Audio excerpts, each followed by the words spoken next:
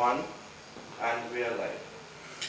Good evening, ladies and gentlemen of the media. Good evening, Barbados. We are gathered today to give another update on the situation relating to COVID-19 and its impact on Barbados and the various sectors, and exactly what happens going forward from today. With me is Minister of Labour and Social Partnership Relations, the Honourable Colin Jordan, and representing the Congress of Trade Unions and Staff Association, Mr. Edwin O'Neill. Today is the first time that we are doing a digital press conference recognizing social distancing.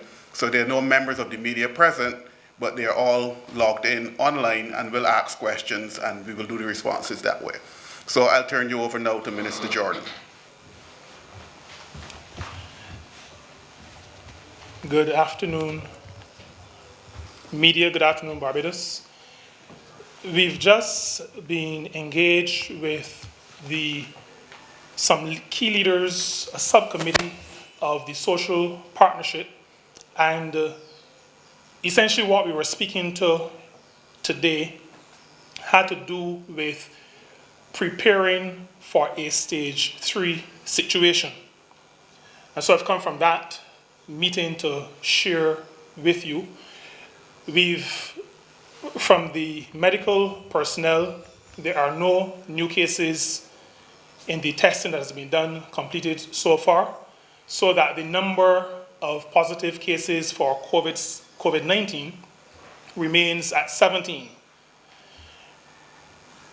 Much of the discussion we had in our meeting earlier spoke to the impact on workers and what that would mean as we move from stage 2, or if we had to move, if and when we move from stage 2 to stage 3. So we had discussion about essential services. We engaged in discussion on work arrangements and alternative work arrangements. We had discussion on what workers would experience, what life would look like to some degree if we moved from stage 2 to stage 3 in our stages of the development of our response to COVID-19 as an epidemic. Now, as it relates to workers, we want to reemphasize what Mr. Morris would have spoken to earlier, the matter of physical distance between people. The virus passes when people are in close proximity to each other. And we want to emphasize that in businesses and organizations that employ people, that distancing has to be respected.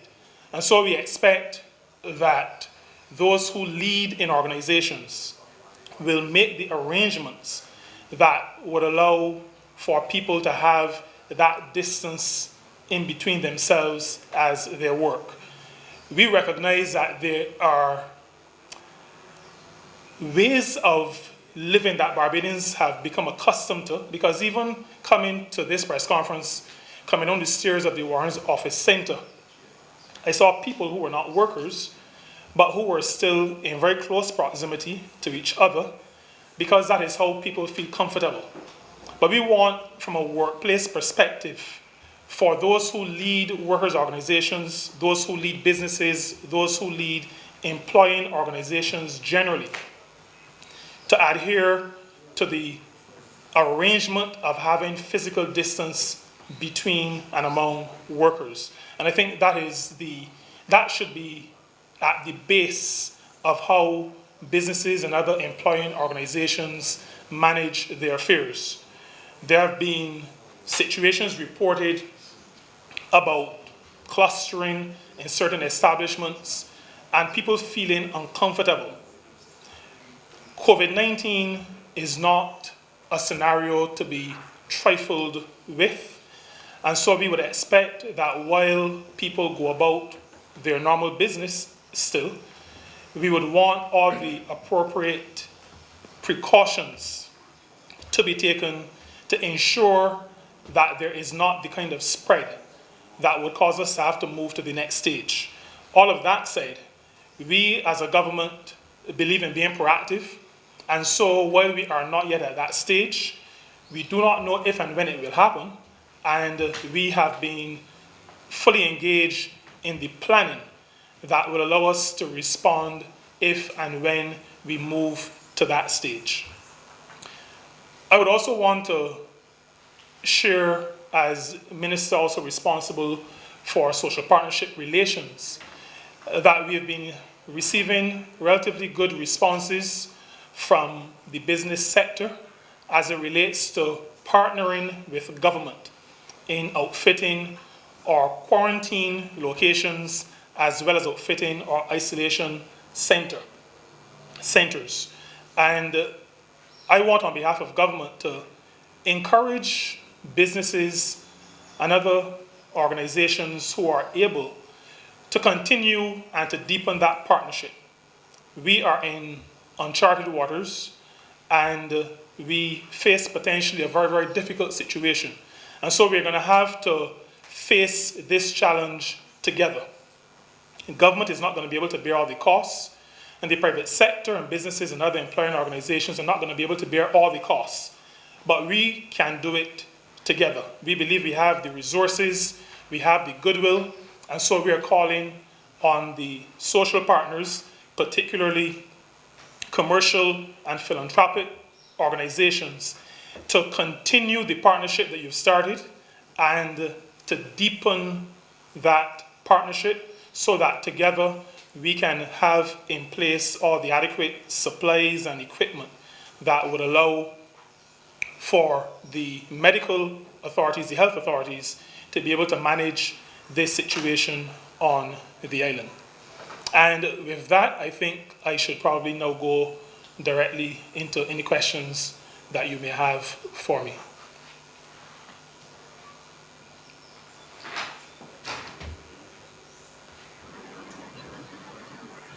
Minister Jordan. Hey. Yes. Have you been in touch with the NIS as to the anticipated fallout that is expected? I mean, we already heard Minister Simmons yesterday referencing quite a few hotels that will be closing their doors, etc. Have you been in touch with the NIS regarding that anticipated fallout and their capabilities to handle that fallout, and for how long? The National Insurance Board met late last week and have put in place a number of systems that will allow them to handle the potential fallout from this situation. And those capabilities, I think, have been issued to the media, or should have been issued to the media today. They include applying for benefits online, and within the National Insurance Department, they have put and are continuing to put systems in place that will allow them to deal with what could potentially be significantly higher than normal volumes of applications. So the National Insurance Department is ready, has been fine-tuning those systems since last week, and they will be ready to handle that increase in unemployment claims, to the National Insurance Scheme. Okay. And with regards to... I should also say, before you move on, sorry, go ahead. The Prime Minister, I'm just repeating something the Prime Minister would have said on Friday evening, and that is the step that previously would have been required, where there is a stamping of a form at the E. Humphrey Walcott building, and then a person would have to go to the Barbados Employment and Career Counseling Services to have counseling before they went back to National Insurance. That step, Prime Minister indicated on Tuesday, has been suspended in this period. So that is also to assist in the facilitation, because we would not want long queues of people in any location, along with wanting to expedite the payment of unemployment benefits.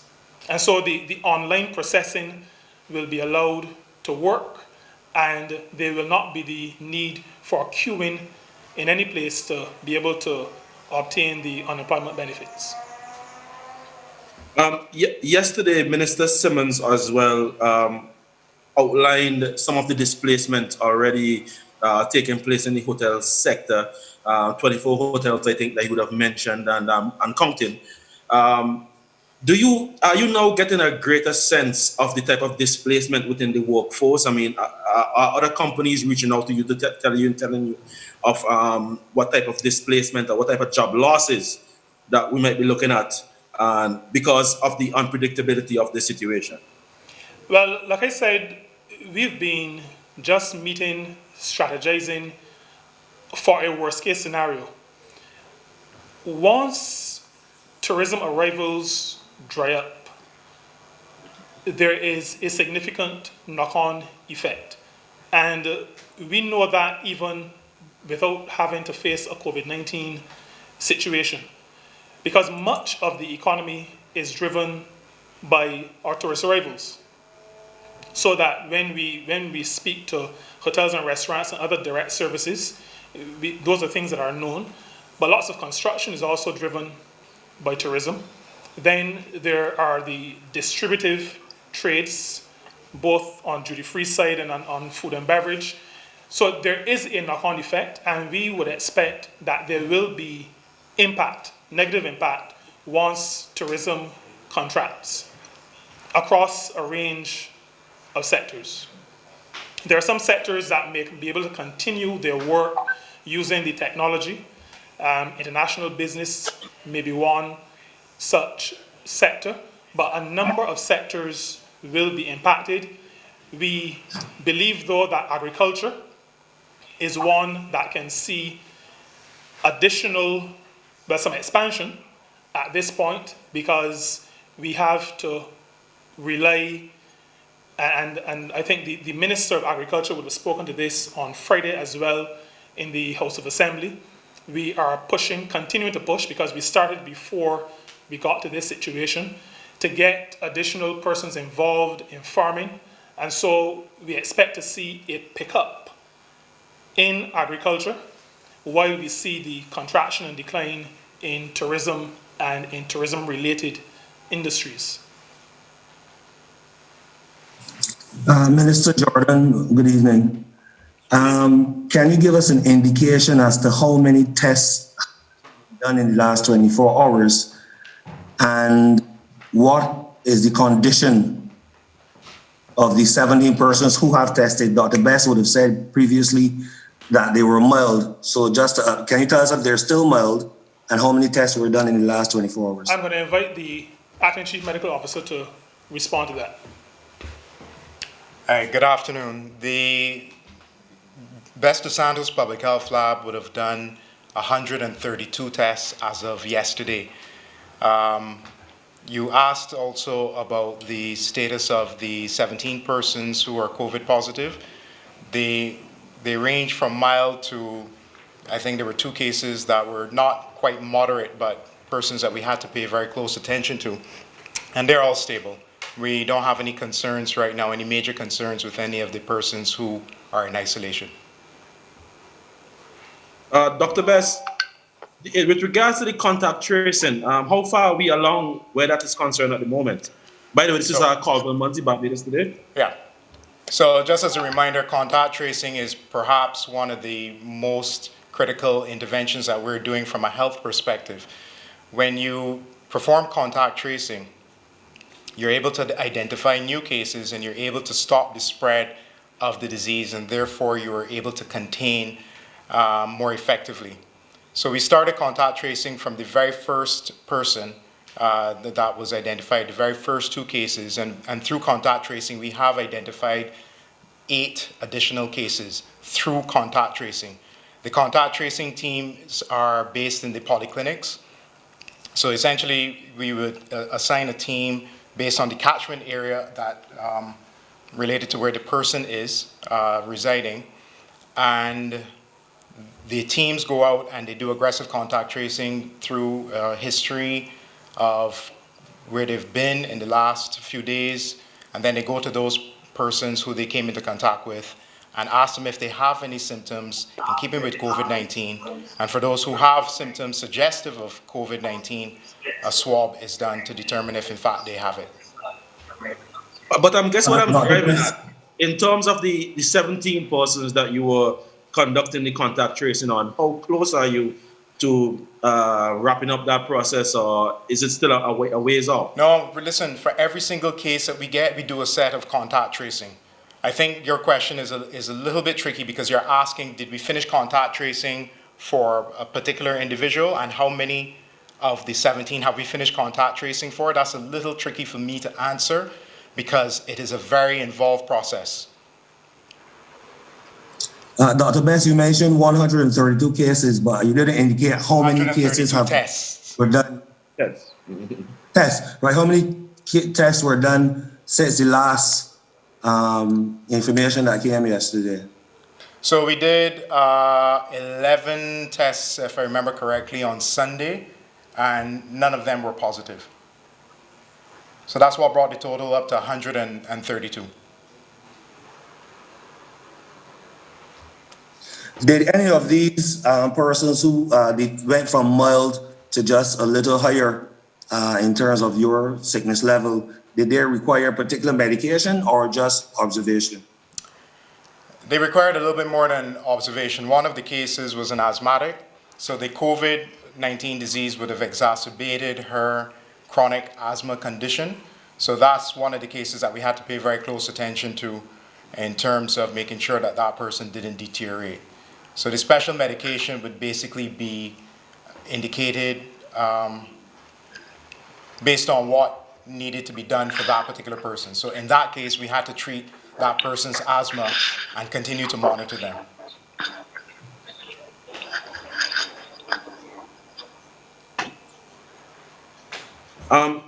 This is a question for the minister again.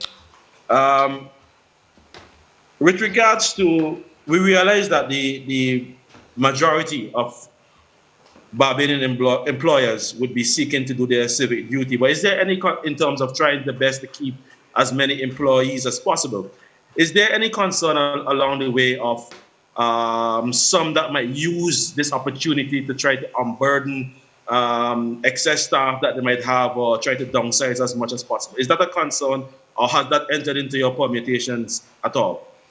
We've been in discussion with some of the leadership of the business sector, and I'd say to you that at this point, there is a recognition that this is a national issue and that we have to approach it together. And the sense that I get is that the vast majority of organizations, employing organizations, are well-meaning and well-run organizations, but the sense I get is that they are prepared to bring any that you or I or anybody else may consider to be wanting to do things that may not be in the best interest of people. I get the impression, the distinct impression, that they are willing to work with us and to work with those organizations, the few organizations that they may be, to make sure that we all do this together. Okay. Also, I am getting reports of an elderly man in a St. Peter hotel who's unable to enter Trinidad. He was unable to enter Trinidad, but he's housed in a St. Peter hotel. Could you give me an update on that, sir? I can't give an update on something I don't know. I don't know. Okay, you're not aware of it. Okay. Not aware of it. Okay, all right, thank you. Minister, good evening again. There has been some speculation about 35 Trinidad and Tobago nationals being facilitated by the Barbados government because they were unable to be repatriated to their country. Confirm that. And if it is true, tell us what, if any, arrangement would have been made or how the arrangement by the Barbados government to facilitate these 35 Trinidad and Tobago nationals. I cannot give you significant detail on that, but I can confirm to you that some Trinidadian nationals have come to Barbados. They are unable immediately to go on to Trinidad and Tobago. They are also unable to go back to the UK. And so this government is not going to leave them at the airport. But this government is also going to ensure that there is no contact with Barbadians. There is nothing that says they are infected with anything. And so they will follow the protocol, and that will be enforced, of the mandatory quarantine. And that is the position that we take at this point on that. We continue to be in discussions with the government of Trinidad and Tobago to facilitate their repatriation. Minister, should a Barbadian employee become infected with COVID-19 and have to be quarantined, is there a particular process or a different process that will come into play regarding how that person tries to get sickness benefits? A Barbadian worker, I'm assuming by worker, would have to be quarantined and would have to be quarantined. How then would that person be able to try to access the National Insurance Scheme to eventually receive sickness benefits? Oh, in terms of access. Well, the access is online for national insurance. We would expect that a relative, a next of kin, that is not, we've not gone through in detail, but we believe that, like for most other situations outside of COVID-19, if a person is hospitalized and is unable to get to a particular place that they need to be, that some next of kin, some guardian will assist that person in the facilitation.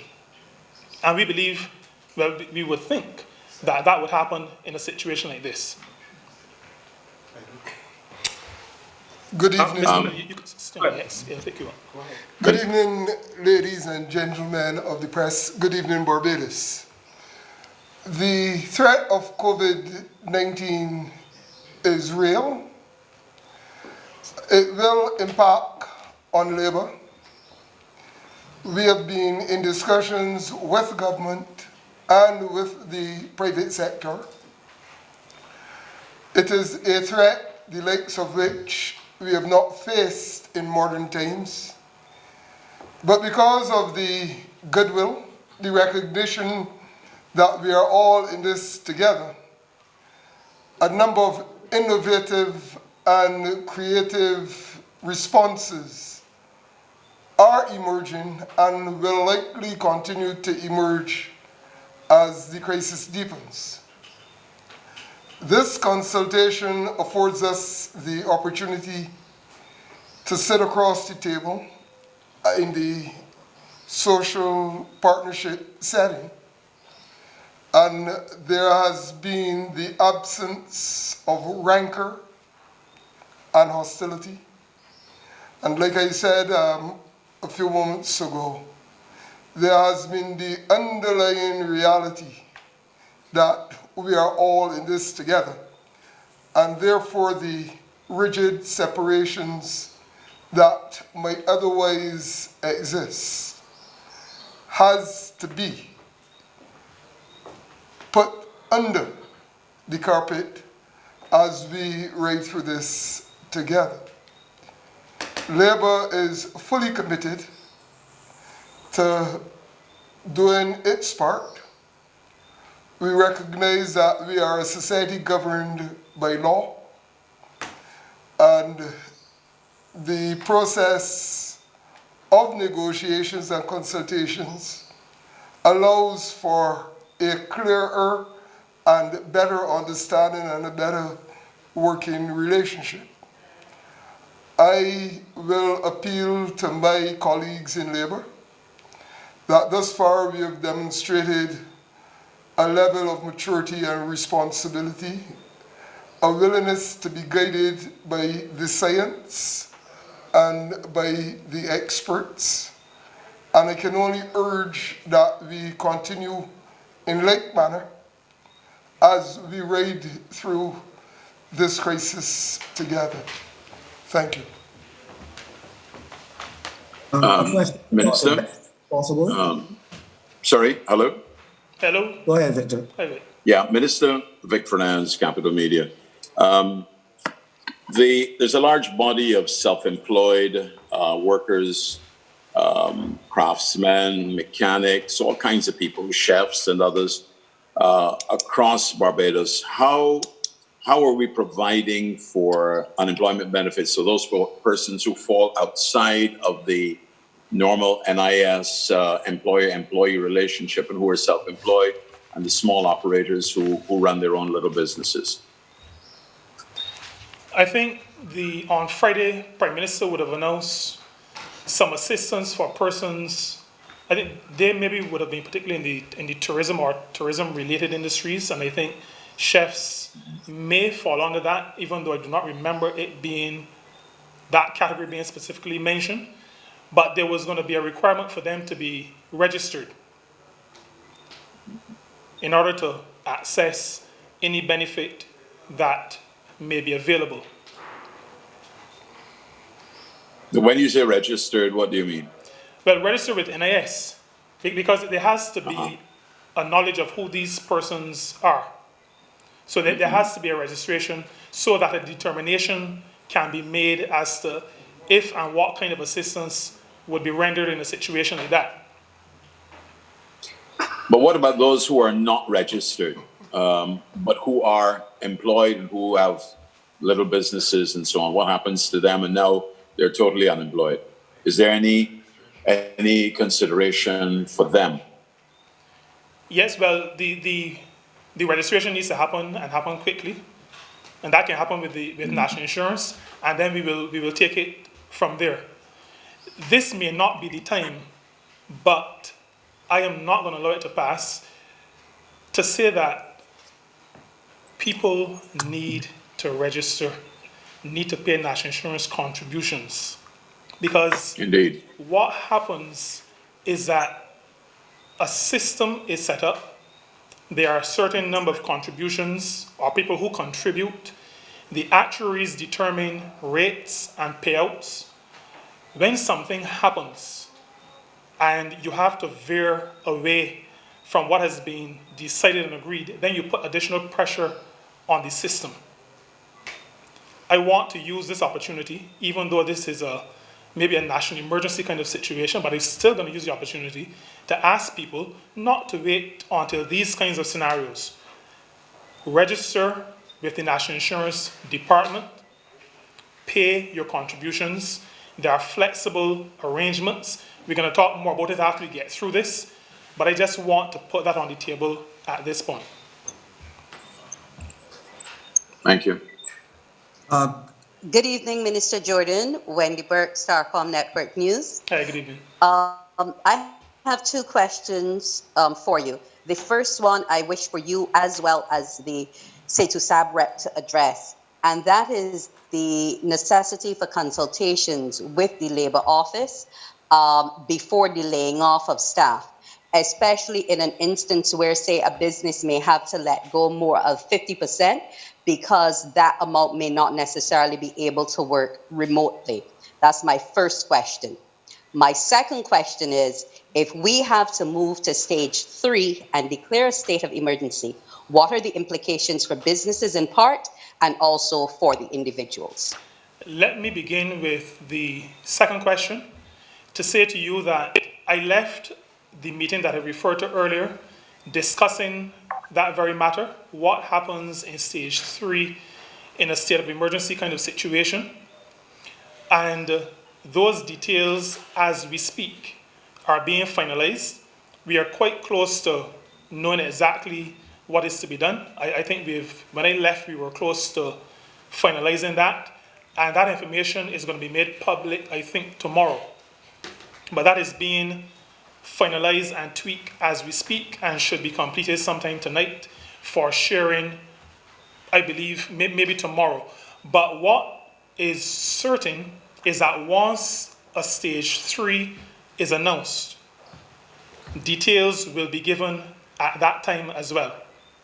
Full details will be given so that everybody is clear as to what is expected of the organization, what is expected of the individual, what are those essential services, what are the absolutely essential, what types of arrangements are to be put in place. That will be made very, very clear on any announcement of a stage 3.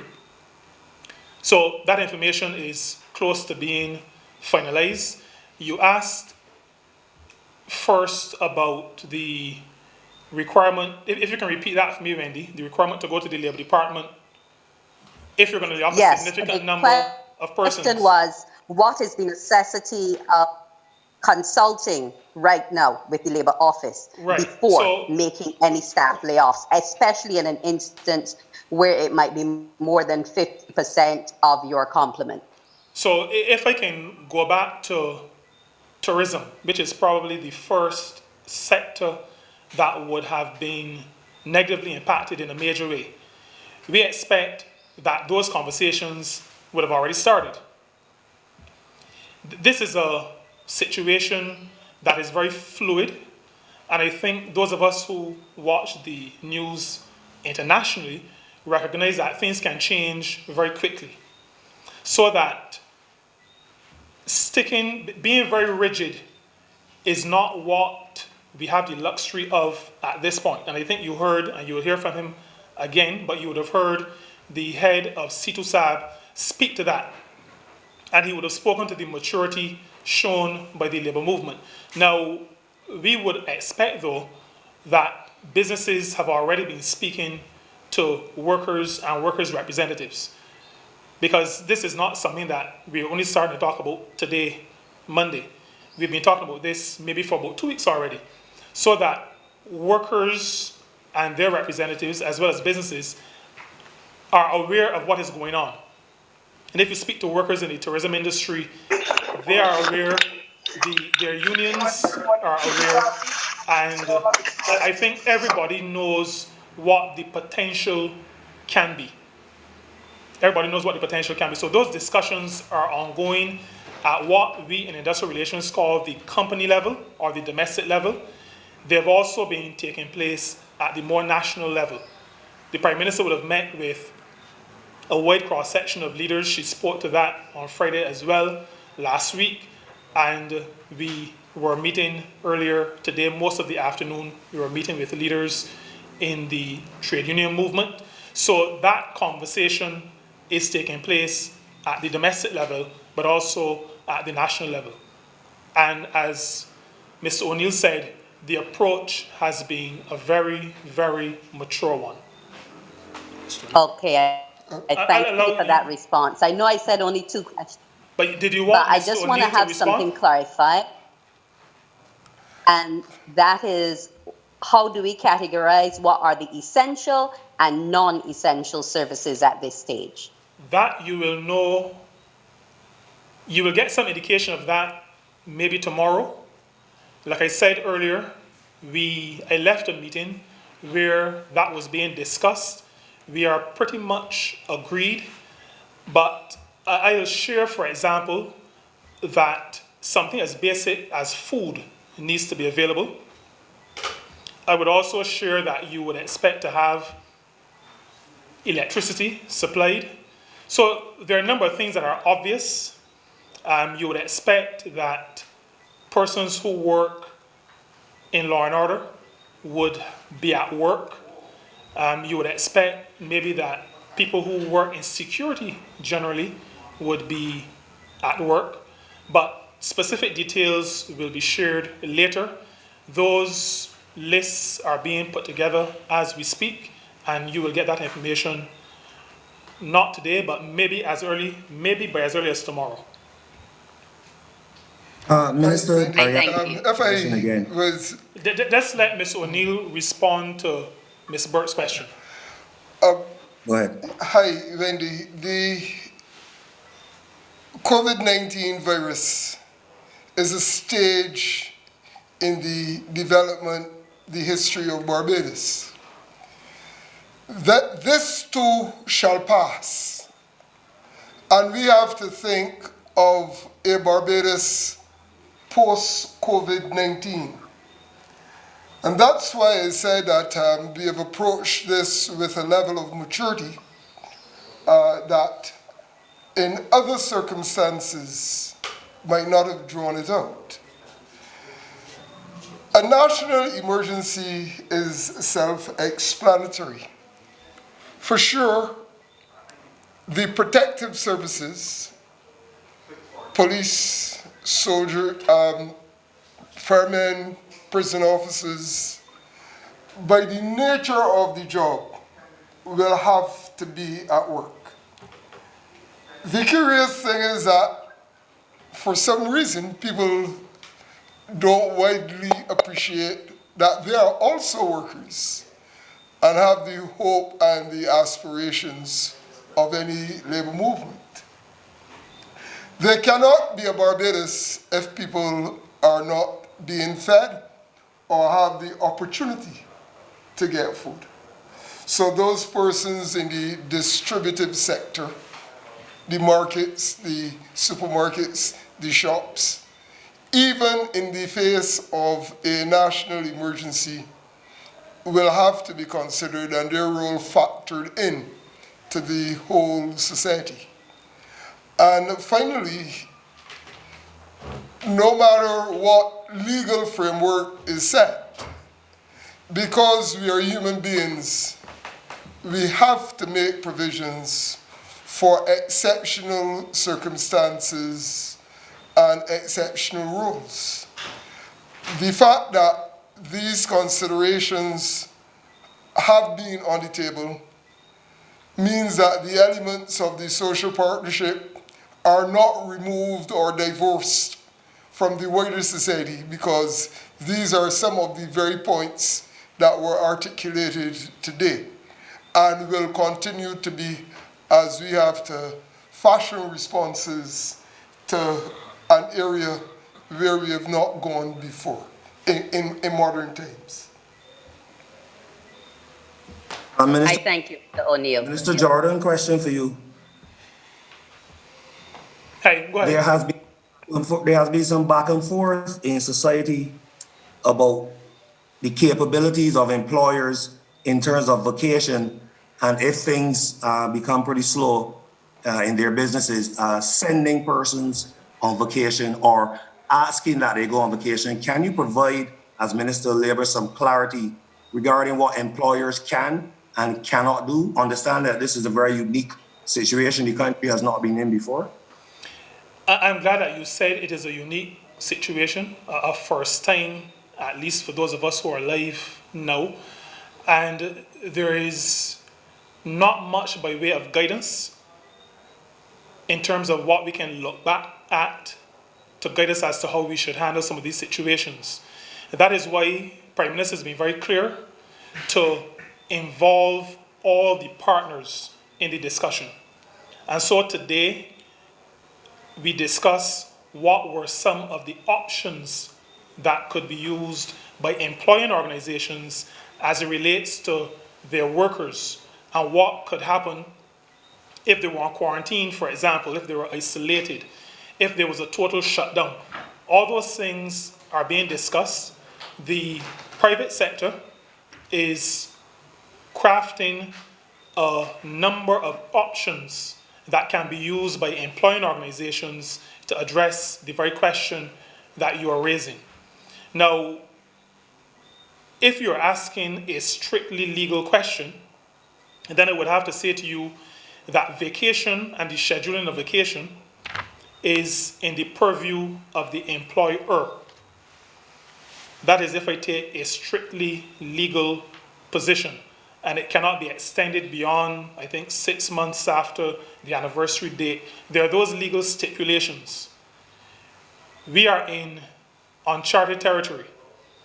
It is unusual where we are, and so we are discussing, we are working together. We are working together to craft outcomes that would see human beings, workers, able to live through this, because as Mr. O'Neill said just now, there's going to be life after COVID-19. So we have to have workers who can get through this, people who can get through this. At the same time, when we get through this, we're going to need to have employing organizations that are still viable and can still continue business to allow all of us as a country to move beyond this. And so the private sector is working as we speak to craft a number of options, because there are some larger organizations that can take certain positions as it relates to their workers. There are mid-sized organizations that may have to have different approaches. And then there are going to be some smaller organizations that will have even different approaches to how they handle this situation as it relates to workers who may be off from work. And so there needs to be, and the private sector is working on this, a menu of options, as we call it a menu of options, that will give to organizations of varying sizes and varying strengths, varying financial, economic strengths, to be able to use some of those options, bearing in mind that people have to live, and post-COVID-19, Barbados has to bounce back and keep going. Thank you, Minister. Question for Dr. Best, please.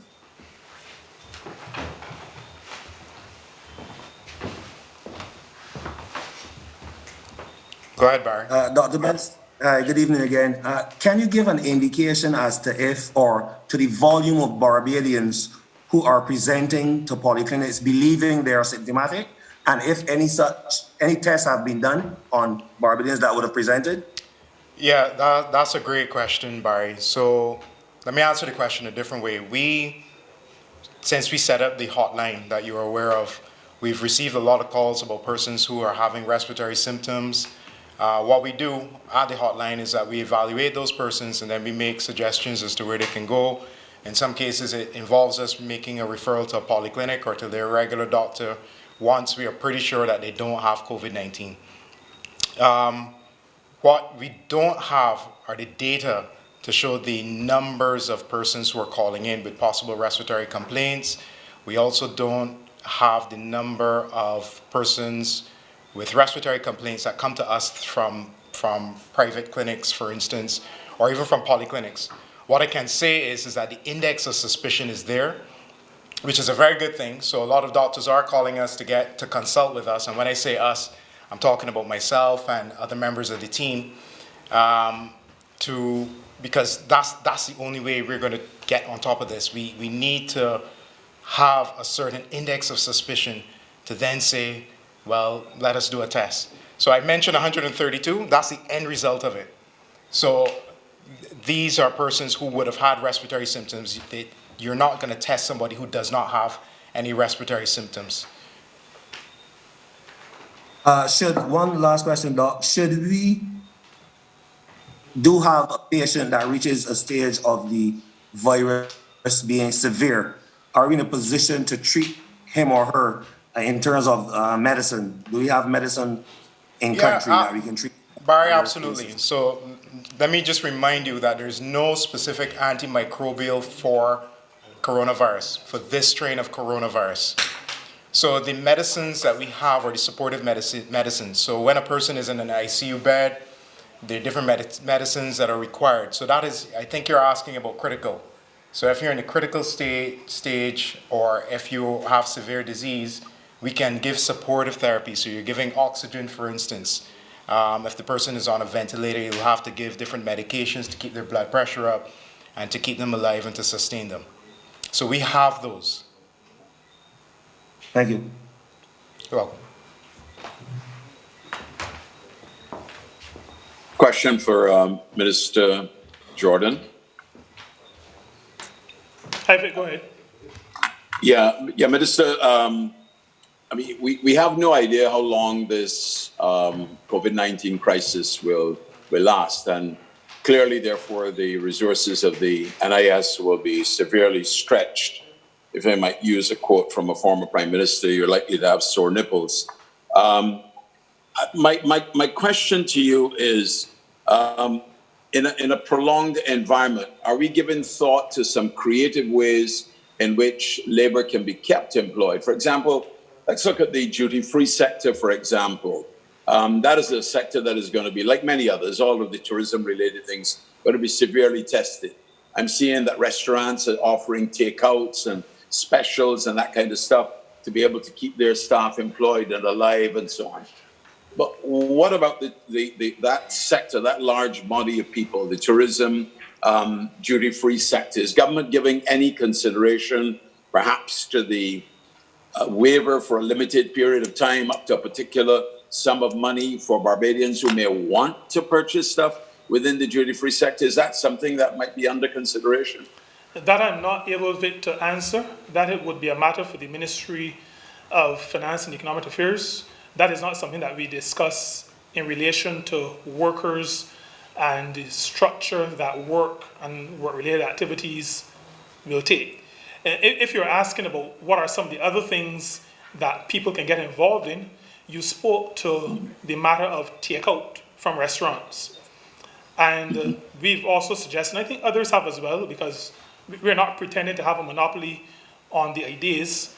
Others have suggested, and we've suggested as well, that maybe those taxi operators can get involved in delivery of food, delivery of pharmaceuticals, and so find other ways of being gainfully employed in a situation like the one that faces us at this point. Thank you very much, ladies and gentlemen of the media. Thank you very much, Minister. Thank you very much, Mr. O'Neill.